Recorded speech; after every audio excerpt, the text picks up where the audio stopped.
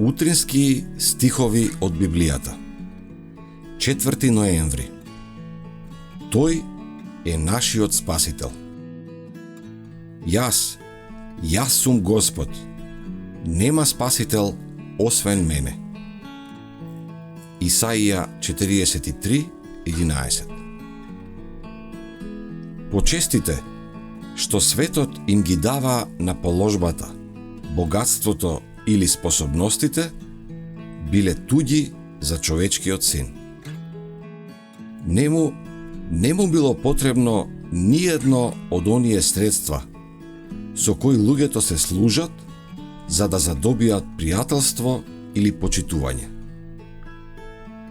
Со векови пред неговото раѓање, за него е проречено: нема да викне, ниту да го подигне својот глас, нема да дозволи да го чујат на улиците. Токму заедницата со Христа, личниот допир со живиот Спасител, ги оспособува умот, срцето и душата да постигнат победа над својата пониска природа. Зборувајте му на заталканиот за моќната рака што ќе го поддржи, за бескрајното сожалување што го чувствува кон него Христос како човек.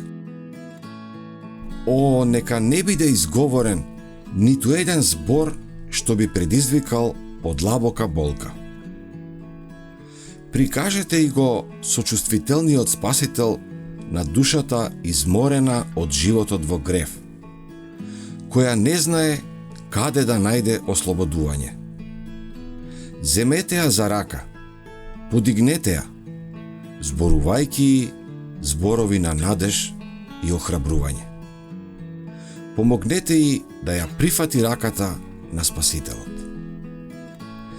Не постои никаква пречка што човекот или сатаната можат да ја подигнат, а верата да не може да ја совлада. Феничанката со вера им се спротиставила на пречките што биле подигнати меѓу евреите и незнабожците. Наспроти обесхрабрувањето, не гледајќи на околностите што би можеле да ја наведат да се посомнева, таа се потпрела врз љубовта на Спасителот. Христос сака и ние така да се потпреме врз него. Благословите на спасението и припаѓаат на секоја душа. Ништо друго, освен личниот избор, не може да спречи ниту еден човек да стане учесник во Христовите ветувања преку Евангелието.